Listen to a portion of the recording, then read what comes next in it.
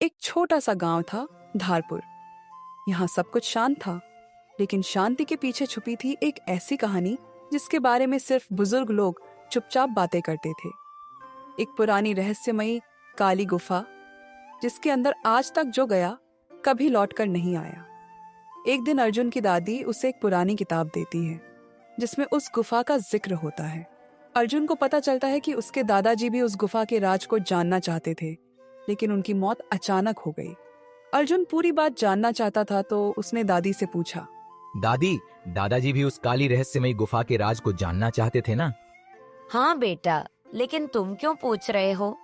दादी, मैं भी उस गुफा के राज को जानना चाहता हूँ, इसलिए मैं उस गुफा में जाके उसका पता लगाऊंगा। नहीं अर्जुन बेटा, सभी गांव वाले कहते हैं कि जो भी वहाँ जाता है वो लौट के कभी नहीं आता। और बेटा, भगवान ना करे तुझे कुछ हो जाए, तेरे अलावा मेरा और कोई नहीं है। अरे दादी, आप चिंता मत करो, आपका अर्जुन उस रहस्यमयी गुफा में जाएगा भी और उसके राज को भी खोलेगा। और दादी, दादाजी भी तो यही चाहते थे ना। मुझे जाने दो ना दादी। थोड़ी देर बात करने पर आखिर में दादी मान जाती है। अगले दिन अर्जुन अपने दोस्त जोया और कबीर से इस बारे में बताता है। अरे यार अर्जुन, वो रहस्यमयी गुफा बहुत खतरनाक है। हाँ अर्जुन, वहाँ जाना ठीक नहीं होगा। देखो दोस्तों, मुझे भी वहाँ जाने से डर तो लग रहा है, पर मैं वहाँ इसलिए जाना चाहता हूँ क्योंकि मेरे दादाजी भी उस रहस्यमयी गुफा के राज को जानना चाहते थे और उनकी मौत हो गई। इसलिए मैं इस गुफा के राज को सारे गांव वालों को दिखाना चाहता हूँ। अर्जुन, अगर ऐसी बात है तो हम तेरे साथ वहाँ जरूर चलेंगे। क्यों जोया? हाँ अर्जुन, अगर ऐसी बात है तो हम तुम्हारे साथ जरूर चलेंगे। तो ठीक है दोस्तों, हम आज रात में ही, जब सभी गांव वाले सो रहे होंगे, तो हम वहाँ जाएंगे।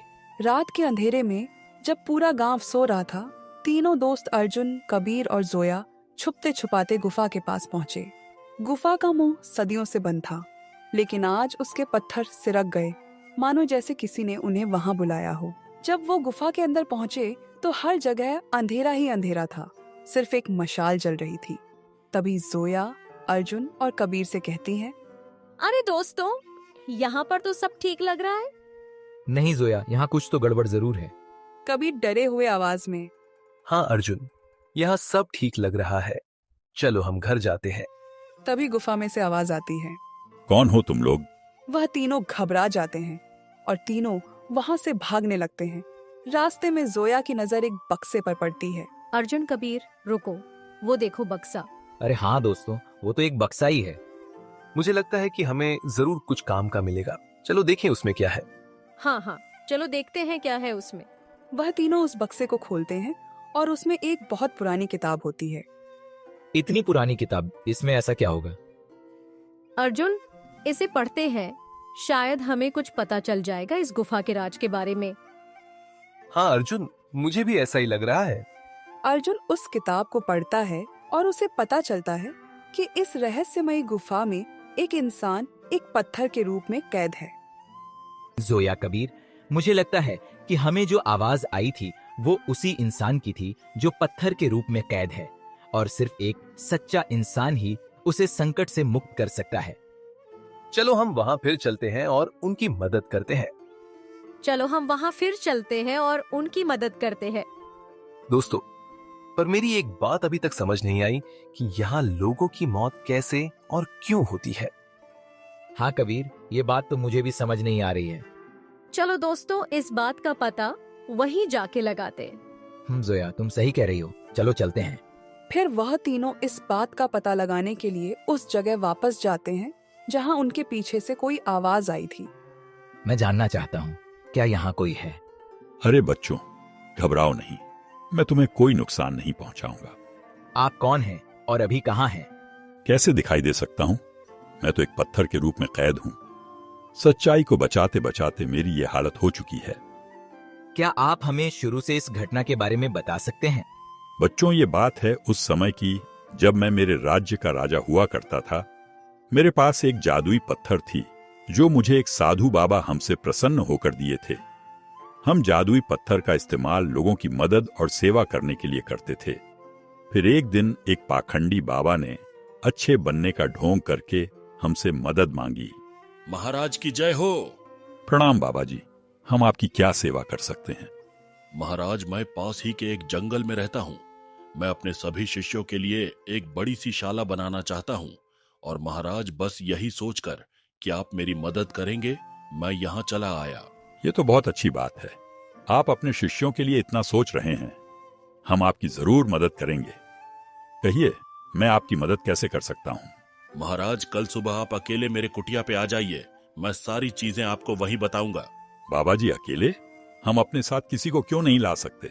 महाराज, दरअसल मैं अभी नहीं चाहता कि इस शाला के बारे में किसी को पता चले।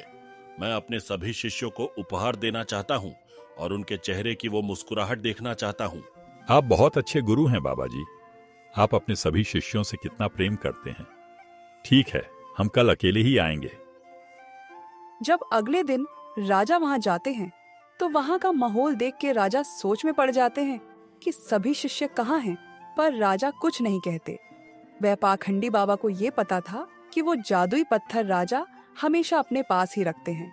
वह राजा को गुफा में ले जाता है और वहीं उसने छल करके राजा से वह पत्थर ले लेता है और राजा को एक पत्थर बना देता है।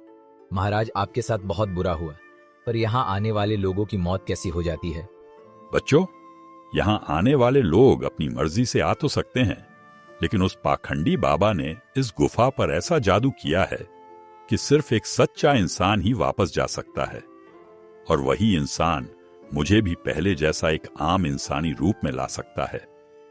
महाराज, तो क्या हम आपको पहले जैसा इंसान बना सकते हैं? अर्जुन, मुझे एक सच्चा इंसान ही पहले जैसा कर सकता है। अगर तुम चाहो तो कोशिश कर सकते हो, लेकिन अगर तुम नाकामयाब रहे तो तुम भी मेरे जैसे एक पत्थर बन जाओगे। वैसे तुम तीनों बच्चे बहुत अच्छे और सच्चे इंसान हो, तभी तुम सब मुझ तक पहुंच पाए हो। महाराज, मुझे खुद पर और मेरे दोनों दोस्तों पर पूरा विश्वास है कि हम आपको फिर से इंसान बना सकते हैं। क्यों दोस्तों? हाँ अर्जुन, तू बिल्कुल ठीक कह रहा है। हाँ अर्जुन, हम तुम्हारे साथ हैं। फिर अर्जुन ने उस पत्थर को छुआ और उसके छूते ही राजा पहले जैसे इंसान बन जाते हैं। और इस तरह तीनों के वजह से पूरे गांव के लोगों को इस रहस्यमयी गुफा के राज के बारे में पता चलता है। सभी गांव वाले अर्जुन, जोया और कबीर की बहुत तारीफ करते हैं। अर्जुन की दादी ये सब देखकर बहुत खुश होती हैं। अगर आप लोगों को मेरी कहानी अच्छी लगी हो तो लाइक, शेयर, सब्सक्राइब जरूर करें। ऐसी ही मज़ेदार कहानियाँ हम लेकर आते रहेंगे आप सभी के लिए।